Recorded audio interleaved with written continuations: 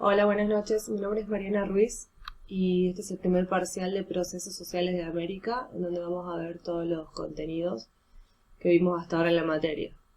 Vamos a comenzar definiendo qué es la etnohistoria. Es algo muy importante en esta materia saber qué es la etnohistoria. Para eso leímos un texto de José Luis de Rojas. Y para aclarar un poco el panorama vamos a ver un video en donde se estiman algunas primeras definiciones.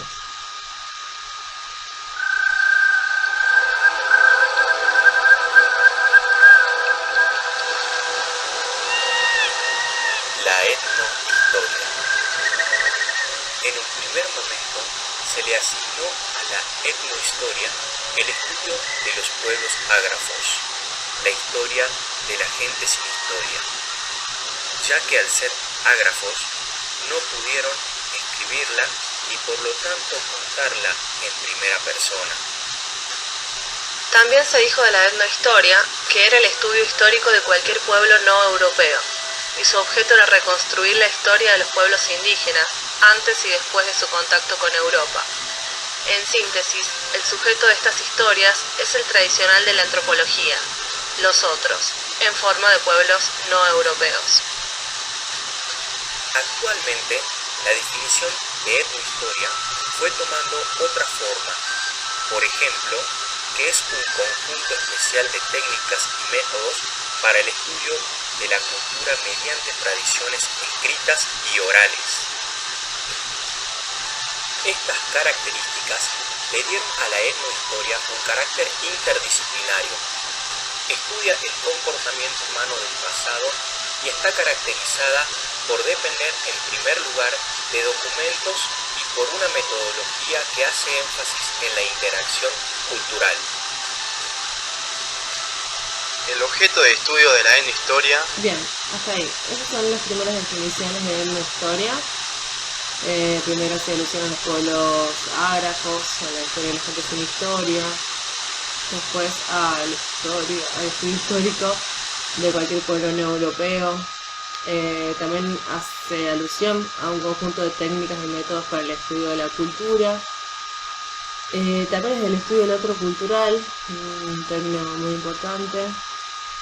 Y bueno, es muy importante destacar que también es el estudio de pueblos no vivos y que tiene un carácter interdisciplinario. Vamos a hacer hincapié en estos últimos dos. Por ejemplo, la interdisciplinariedad de la etnohistoria tiene que ver con que es una ciencia social que toma recursos y conocimientos de varias ciencias. Por ejemplo, la historia toma la técnica de obtener datos, es decir que como al estudiar sociedades no vivas, la única fuente que tiene es la documentación histórica, pero lo hace desde un enfoque antropológico, o sea, haciéndose las preguntas que sería un antropólogo al momento de estudiar la sociedad o el conjunto que está estudiando. También participan otras ciencias como la lingüística, la sociología, la biología, porque el etnohistoriador a veces tiene que atravesar, digamos,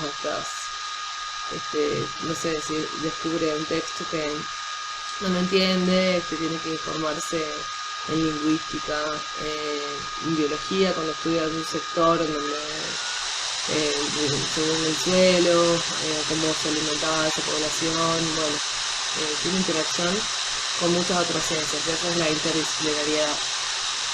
Y después hay una dificultad respecto a las fuentes, dado que, como mencionaba, es el estudio de sociedades no vivas, entonces la única fuente que existe son las documentales, ya escritas, entonces no hay mucho más que investigar, salvo textos que ya se escribieron. Otra de las dificultades con las que se encontraron no solamente los etnohistoriadores, sino los cronistas de aquel momento, los que recogieron la información, fue la cosmovisión eurocéntrica. Esto obviamente ponía muchas limitaciones, dado que no se puede interpretar el mundo andino, o no se puede explicar el mundo andino con una cosmovisión eurocéntrica. Hay muchas cosas distintas por ejemplo, los dioses, o sea, el mundo andino venera tanto al sol como a la Pachamama, o sea, hombre y mujer son igual de importantes, y quizás vino el europeo con visión más machista, en donde no recogieron crónicas de lo que hacían las mujeres, sino solamente lo que hacían los hombres. Entonces fue como una crónica incompleta, o sea, fue un documento incompleto, ¿sí? A través de las visitas, de las relaciones, bueno, de varios métodos históricos que tuvieron en aquel momento. Y bueno, la última dificultad, o bueno, una de las tantas, es la destrucción de fuentes de carácter religioso, justamente porque en la colonización hay un choque tan grande de culturas, donde nos quieren colonizar en todos los sentidos, donde quieren colonizar el mundo andino, mejor dicho, en todos los sentidos. Y obviamente los dioses paganos eran una amenaza tal vez para lo que ellos pretendían predicar, así que bueno, se destruyeron muchos de esos documentos. Vamos a pasar a otro texto que habla sobre las fuentes indígenas, principalmente Frank Salomon, en este texto que se llama Crónica de lo Imposible, notas sobre 3 historiadores indígenas peruanos. Él presenta 3 notas indígenas. Una es la de Titu Cusi Yupanqui, que se llama Relación de la Conquista del Perú. La otra es de Pachacuti-Yanqui, que es la relación de antigüedades desde el Reino del Piru. Y el último es el manuscrito de Guarochiri, que bueno, en realidad no se sabe todavía quién lo escribió. Es mucho más complejo de lo que está explicado acá, así que ya lo vamos a ver más adelante. Por el momento vamos a destacar los tipos de fuentes. Están las relaciones, las crónicas, las historias.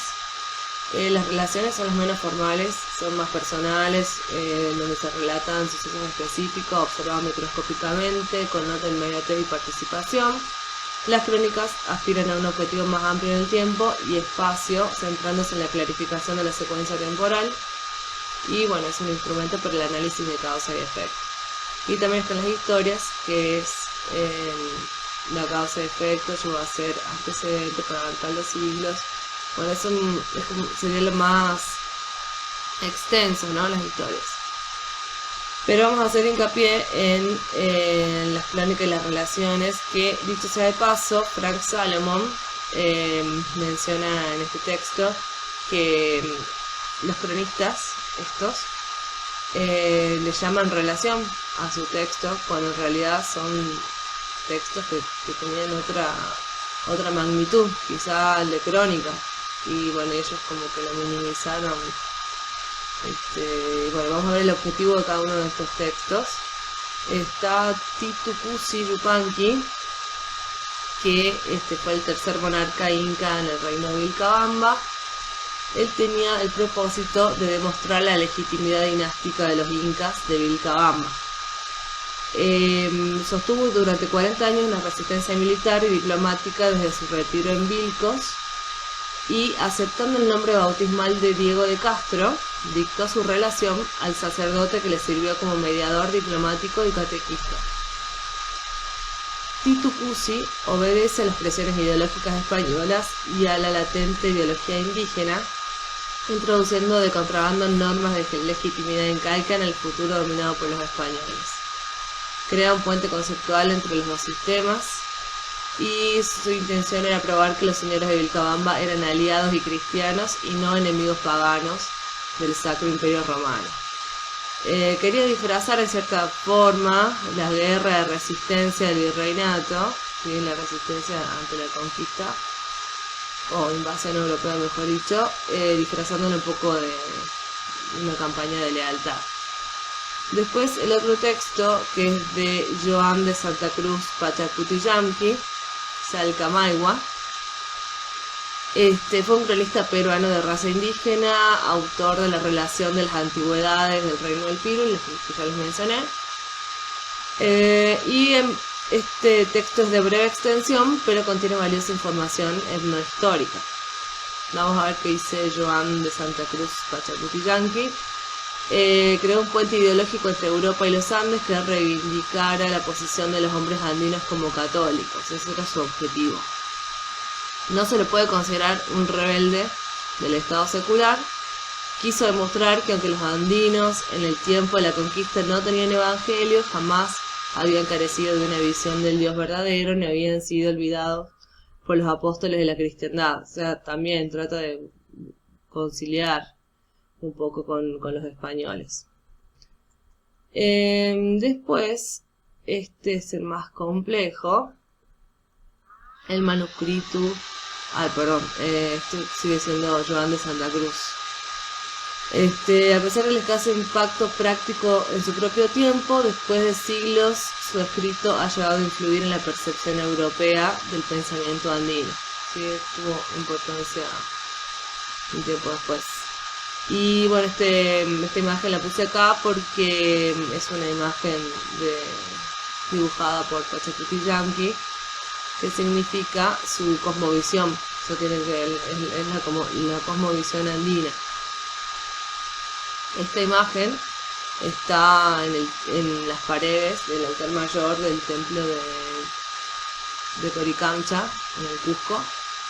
Yo tuve la suerte de estar personalmente ahí y bueno, saqué esta foto sin saber qué era. Obviamente no tenía todo el conocimiento que tengo ahora gracias a esta materia, pero bueno, me puse a revisar todas las fotos y encontré esto. Que bueno, que representa la cosmovisión incaica. Es de 1613. El templo de Coricancha es un templo incaico político religioso del centro geográfico de la ciudad del Cusco, en el Perú. Ahora es como un museo, digamos, fue como un convento también un tiempo. Es un palacio enorme, que bueno, si hay tiempo más adelante voy a mostrar una fotito. Y ahora sí, el manuscrito de Huarochirí, que es el más complejo. Todavía no se sabe bien quién lo escribió, pero sí el arte literario logra la máxima penetración en el pensamiento andino en un manuscrito quechua sin título. Sí, pero en realidad no tiene título este manuscrito. Se le pone este nombre porque fue escrito en este lugar, en Huarochirí. Es el único escrito andino que conserva la tradición regional completa en su lengua de origen. Y vamos a ver un fragmento para que más o menos darnos una idea de qué es lo que decía este manuscrito. Kipampi hukuakata, guayayu karwinchu sutiu atirja. Ña atispas, kanan runakunata iskallata wachakunampaj kamarja. Huktas kikin mikurja. Huktas mayjintapas huyasjanta, kawsachikurja, yayan mama. Chaymanta chaypachaja, wañuspapas pichja punchawllapita kawsarimpuq karja. Hinaspa mikuyninri tarpusqanmanta, pichja punchawllapitaqsi puqurja. Kay llaqtakunari, tukuy hinantin llaqtas yunkasapa karja. Chaysi ancha achka runakuna juntaspas, ancha millayta kawsarja. Chacrampajpas, jajatapas, patatapas, yanja aspispa, allá. Bueno, más o menos lo pueden encontrar en YouTube. Se llama manuscrito quechua de Huarochirí. Lo pueden buscar y hay una segunda parte también, muy interesante, para saber lo que decía este manuscrito, sin nombre. Y bueno, el nombre asociado a este documento es el padre Francisco de Ávila, que paradójicamente fue un cura responsable de la persecución religiosa andina en el mismo lugar en el que fue compuesto. Hay varias hipótesis acerca de este manuscrito, por ejemplo que los informantes fueron andinos leales al cristianismo, posiblemente monolingües, o que fue un andino bicultural inspirado o violentado por el trabajo de Ávila. Ávila tiene un trabajo, que acá incluso me parece, sí, monografía sobre la religión andina llamada Tratado y Relación de los Errores, Falsos Dioses y otras supersticiones y ritos diabólicos en los que vivían antiguamente los indios. O sea, es un enemigo, digamos, de los andinos, Francisco de Ávila. Entonces como que se pone en duda mucho que él lo haya escrito. Bien, como decía, a pesar de la complejidad del manuscrito de Guarochirí, se puede decir con todas las letras que es una crónica indígena, ¿sí? A pesar de que también no se sepa quién concretamente lo escribió. Es una crónica indígena. El autor se enfrentó a la tarea de introducir el mundo andino en la historia de la redención cristiana, mientras que expresa la transición en términos míticos andinos inconmensurables con la visión cristiana del mundo, que es más o menos lo que hicieron los otros dos autores también, los otros dos cronistas. La persona que escribió el texto en su forma actual, que se sospecha que fue un militante católico, toma una actitud sorprendente hacia lo sobrenatural precristiano. Lo evalúa en su propio contexto mítico, ni universal ni anacrónicamente. Y también se supone, porque estas son hipótesis también, que el escritor concede a cada uno la legitimidad en su propio contexto. Y respecto a esto saqué una frase de Frank Salomon, que es quien escribió este texto, que dice: cada edad tiene una religión que encierra la lógica de las relaciones entre las personas, la naturaleza y el espíritu de los señores propias de ella. El ser conquistado no elimina el recuerdo. Su memoria se hace partícipe de un nuevo sistema mítico que pertenece a la época que le sucede, y por este mismo hecho falsifica parcialmente el contexto del cual emergió. Esas son palabras de Frank Salomon. Y respecto a las conclusiones, que están muy buenas, dan mucho que pensar, vamos a ver un podcast, vamos a escuchar, mejor dicho, un podcast, ver y escuchar en realidad, respecto a las conclusiones de este texto. Conclusiones. La primera generación de escritores andinos, al apropiarse del lenguaje de los vencedores, la escritura, se esforzó por reclamar en el pensamiento lo que se había perdido en la batalla. Escritos españoles acogidos por la concepción cristiana dejaban a los europeos pobremente preparados para apreciar la magnitud de los eventos en América. El vencedor queda libre para ignorar las diferencias, puede descartar las creencias de los derrotados como erróneas debido a que no han cambiado sensiblemente su propia vida, como su propia creencia cambia la vida de los otros. La oportunidad de comprender tanto el cambio cataclístico como la extranjería cultural recayó más bien sobre los pensadores andinos, y como siempre, el derrotado no se hace entender.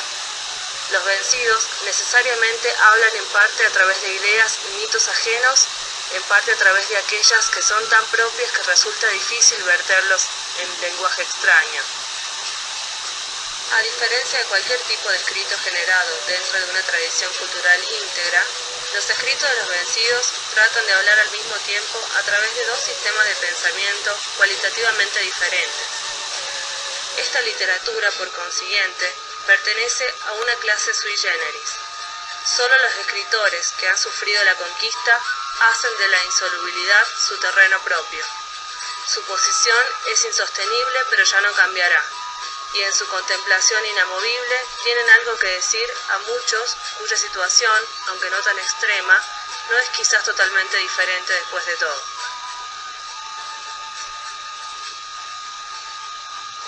Bueno, ahí me parece que queda claro el porqué del nombre, ¿no? Crónicas de lo Imposible, porque los vencidos tratan para hacerse oír, tratan de traspasar ese mundo, o como pasaba con Titu Cusi, que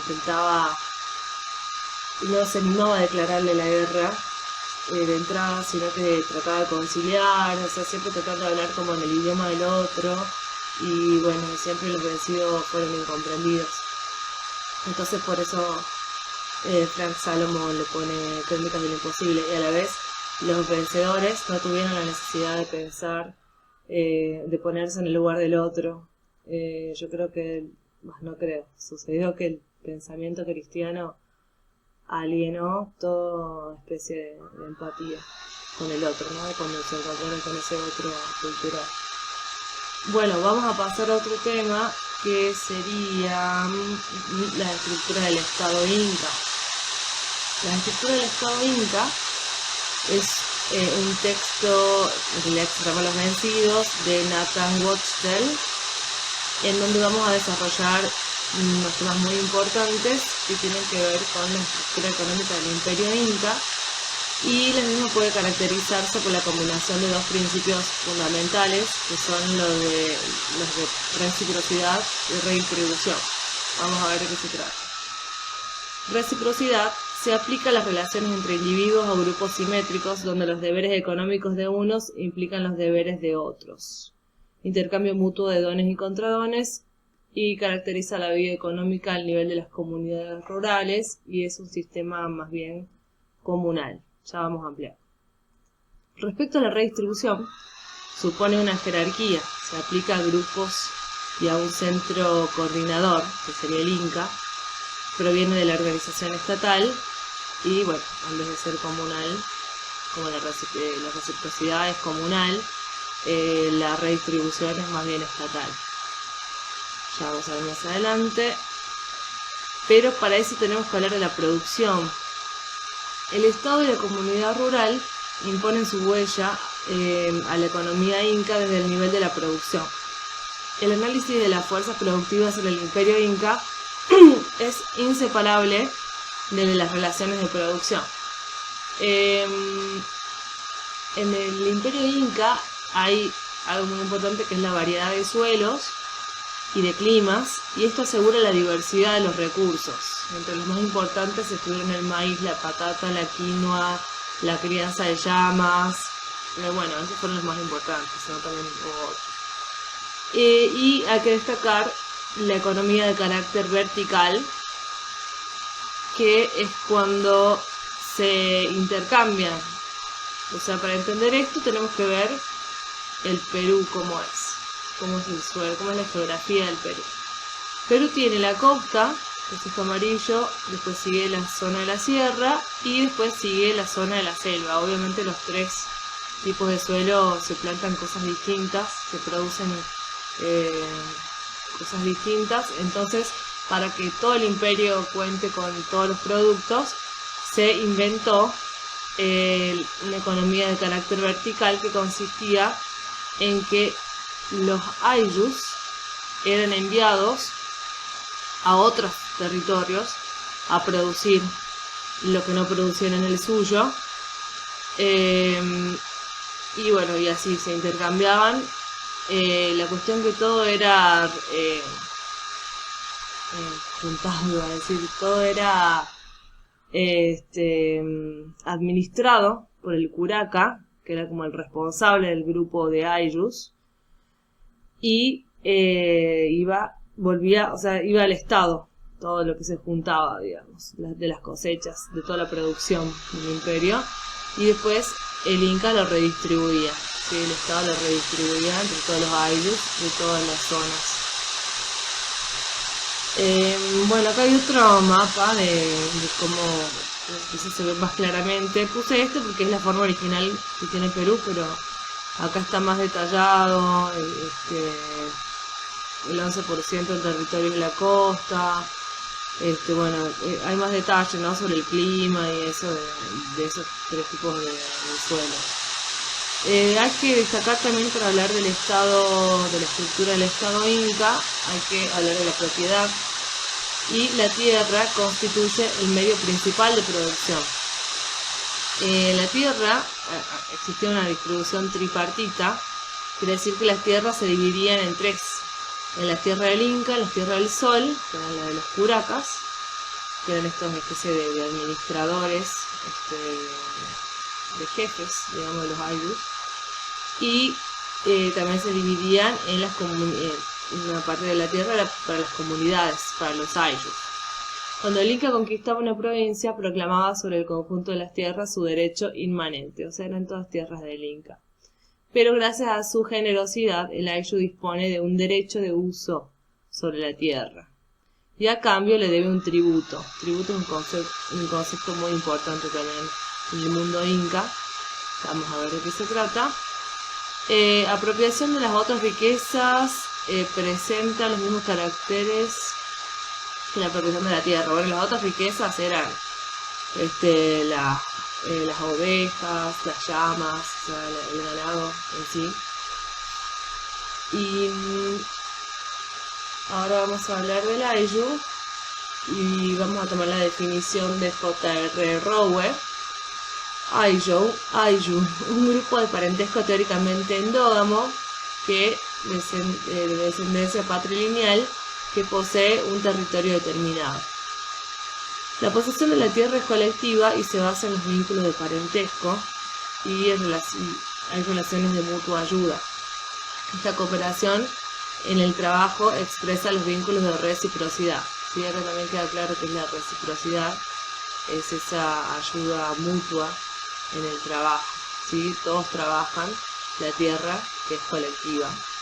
En realidad es del Inca, pero a través de su generosidad se la da para que la trabaje el Ayllu. Sin embargo, a pesar de este carácter colectivo de la tierra, había propiedad privada ya en tiempos de la sociedad andina, en donde hay dos tipos de beneficiarios de la propiedad privada. Está el Inca y los curacas, que son los jefes locales y provinciales, como ya lo había mencionado. Las tierras del Inca se dividen en tres categorías. La primera categoría se cultivan en común por los miembros del Ayllu, a donde van cantando, danzando, van todos juntos, todo forma parte como de un ritual. Su producto es almacenado para las necesidades del Estado. Después están la segunda categoría de las tierras del Inca, que son las que pertenecen a las panacas, que son los linajes de origen real. Y la tercera categoría es propiedad exclusiva del Inca, en un sentido individual. Después está el tributo, que ya lo había mencionado, y tiene que ver con que sepamos estos conceptos, que en la economía inca no conoce la moneda. Los bienes circulan a través del imperio por medio del trueque y a través del tributo. Nuevamente aparece en la economía vertical, que ya le expliqué cómo funcionaba, intercambio de productos de una zona que no los produce que sí los produce a una que no, y viceversa, para que todo el imperio pueda gozar de todos los productos. Carácter esencial consiste en que los campesinos deben su fuerza de trabajo y no el producto de las tierras al Ayllu. Ese es el valor principal del mundo andino, digamos, del Ayllu. O sea, la fuerza de trabajo es lo más importante también de este sistema de tributos. No importa lo que cosechen, sino la fuerza de trabajo, que es el tributo que dan los integrantes de cada Ayllu. Cada tributo. Después hay distintos tipos de tributarios. Por ejemplo, están los curacas, que son exentos del trabajo manual y del tributo, aunque igual depende, porque cuando son curacas, esto aplica solamente a curacas que tienen mucha gente a cargo. Eso ya lo vamos a ver más adelante cuando veamos el sistema decimal. Pero si es curaca que tiene un grupo de 10 o 50 personas, sí le deben tributo al Inca. Después están los artesanos, que los olleros, los plateros, solo deben el producto de su trabajo especializado y están libres de toda obligación. Después están los campesinos, que las obligaciones de los campesinos son las que más obligaciones tienen, digamos. Está el trabajo colectivo de la tierra, está la mita, que es un servicio personal periódico, en donde se hacen grandes trabajos de construcción, de carreteras, puentes, templos, etcétera, según las necesidades, y es durante un tiempo limitado. Y después está el tributo textil, que es el tejido y ropa juegan un papel muy importante en el imperio, y todas las familias tejían y brindaban su fuerza de trabajo al imperio. Y después están los llanas, que es una categoría particular, que eran como sirvientes. Se está en cuestión igual si eran esclavos o no, porque también podían tener propiedades, el Inca les daba ciertos beneficios que hace que no sean considerados como esclavos. Bueno, por último vamos a hablar de la organización sociopolítica del Imperio Inca.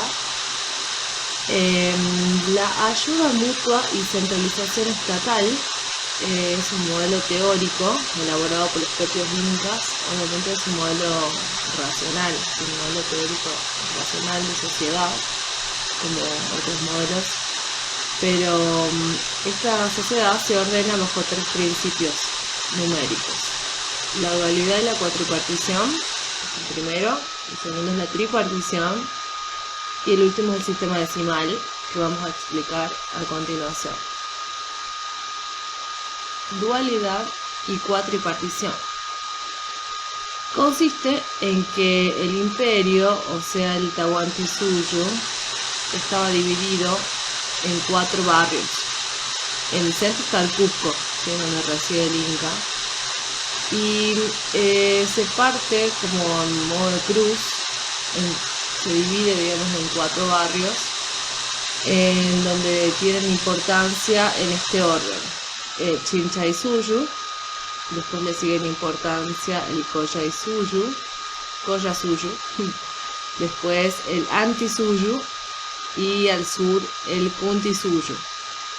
Y en realidad la dualidad tiene que ver con que en esta línea, lo que es para esta parte, que es arriba, está el Chinchaysuyu y el Antisuyu. ¿Sí? Es el barrio 1, el primero en importancia, y el tercero.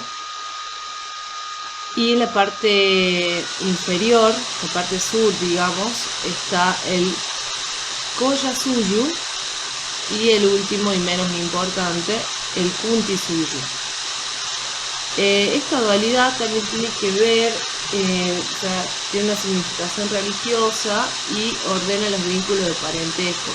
La significación religiosa tiene que ver con que lo de arriba siempre estaba asociado al hombre y lo de abajo a la mujer. Por ejemplo, el Cusco se divide en 2 Cuscos: en el Anán Cusco y en el Urín Cusco, que sería la parte de abajo.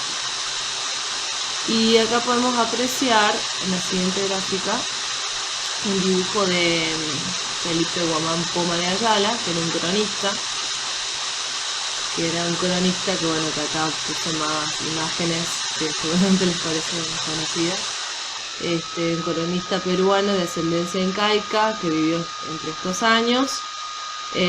Bueno, él hizo esta representación del Consejo del Inca, en donde claramente el Inca, que también era como el Cusco, bueno, porque el Inca estaba en el Cusco, funcionaba como pivot, o bueno, punto unificador entre los 4 barrios. Y acá está el Anán Cusco, que les decía que era el del Alto Cusco, y el Urín Cusco, que está relacionado con lo femenino y sería como Bajo Cusco. ¿Sí? Anán sería el masculino. Eso tendría que ver con la dualidad. Y a la vez la cuatripartición, obviamente, por lo que se divide en 4. A su vez, existiendo este tipo de lo que es la dualidad y la cuatripartición, está la tripartición.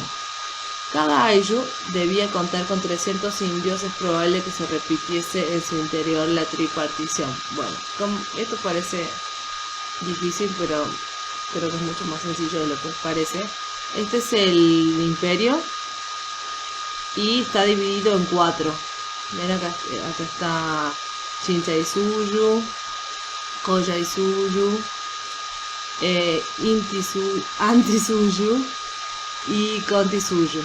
Bueno, se me mezclan un montón, pero básicamente 1, 2, 3 y 4, con las 4, de acuerdo a la cuatripartición que vimos en la diapositiva anterior, y se divide en una estratificación social, digamos, que tiene que ver con la jerarquía, que se llama, está la Collana, Payán y Callao, que lo vamos a ver aquí.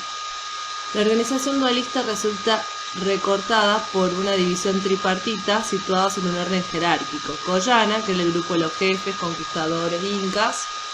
Estaba el Callao, que unifica a la población vencida, o sea, era no inca. Y después está Payán, que era un grupo mixto, inca y no inca, que son los ayudantes y servidores de los jefes. También tiene que ver con un sistema de parentesco, ya que bueno, se casaban siguiendo la línea matrilineal, eran endogámicos, teniendo en cuenta la información anterior. Y bueno, y a la vez esta tripartición se vuelve a subdividir, o sea, se vuelve a dividir. A la vez se subdivide en 3 seques con arreglo a las mismas categorías, que es lo que les decía acá. Que bueno, por ejemplo, el Antisuyu se divide en Collana, Payán y Callao. Bueno, lo mismo cada uno de los barrios. En cada barrio hay grupo de jefes, grupo mixto y bueno, y población vencida. Y a la vez se vuelven a dividir en 3 veces más en seques. Nuevamente Collana, Callao y Payán. Esto es ilustrativo nada más. También es una foto que tomé en Cusco sin saber lo que era. Ahora me arrepiento de no haber, si hubiera sabido en ese momento, seguía buscando los demás. Claramente eran 4. Este es el Kuntisuyu. Me faltaron los otros 3. Eso, a modo de nota de información de color. Después el último sistema sería el decimal, el último sistema de organización social, en donde la burocracia inca el censo de la población gracias a los quipus, que era el sistema de contabilidad, digamos, de los incas, y la organización política sobre una base decimal, que es lo que estamos viendo ahora, son instituciones que han sorprendido a los cronistas. La población del imperio se reparte en grupos de 10, 50, 100, 500, 1000, 10.000 y 40.000 tributarios, a cargo de un curaca. Cada grupo de estas cantidades de personas, de tributarios, están a cargo de un curaca. Obviamente la jerarquía del curaca varía según la cantidad de tributarios que tengan a cargo. Y bueno, en la jerarquía está el Inca, después siguen los 4 jefes de las divisiones del imperio, que son los 4 barrios más importantes. Después cada 40.000 tributarios, cada provincia, o sea, sería como una provincia, esta cantidad, y está dirigida por un gobernador que se llama Tucricuc. Y bueno, y una Ayllu cuenta por lo menos con 100 tributarios. Igual todo esto es teórico. Hay algo que dice muy cierto acá Nathan Watson. Los cronistas indican que la administración inca intentaba mantener una concordancia aproximativa por medio de transferencias y nuevos repartos. Es probable que la realidad fuese más móvil que el modelo teórico. O sea, se trataba de mantener estos números trasladando, repartiendo tributarios de un lugar a otro. También no nos olvidemos que existe el sistema vertical, así que seguramente tenía mucho que ver con eso, cómo se redistribuían. Algo muy importante que no mencioné es que, por ejemplo, los del Ayllu no podían abandonar su tierra sin permiso del Inca, tienen que tener un permiso especial, que justamente la idea era que siga funcionando el sistema de reciprocidad y redistribución de forma correcta, y no, por eso no podían migrar ni nada, ni irse del imperio, obviamente. Entonces, bueno, eso dijo Nathan Watson, que fue el autor de este texto que habla sobre la organización social de los incas, sobre la estructura del imperio inca. Y bueno, es un historiador y antropólogo, especialista en América Latina, nació en Francia, obtuvo un doctorado en historia con una tesis sobre la visión de los indios de Perú de la conquista española. Bueno, eso es una curiosidad que está bueno para después leer e investigar un poco más. Y nada, y como último, como cierre, Dejo acá unas fotos para que me crean que no son fotos robadas, sino que en realidad la que más quería mostrar era esta, del templo de Coricancha por dentro, que es muy hermoso, muy grande también. Y bueno, y ahí estoy yo en la entrada. Bueno, eso sería todo. Muchas gracias y no sé qué más decir. Acá hay un anexo que puse sobre el manuscrito de Guarochiri, un link que bueno, si quieren también seguir viendo. Está muy interesante. Eso es todo, buenas noches.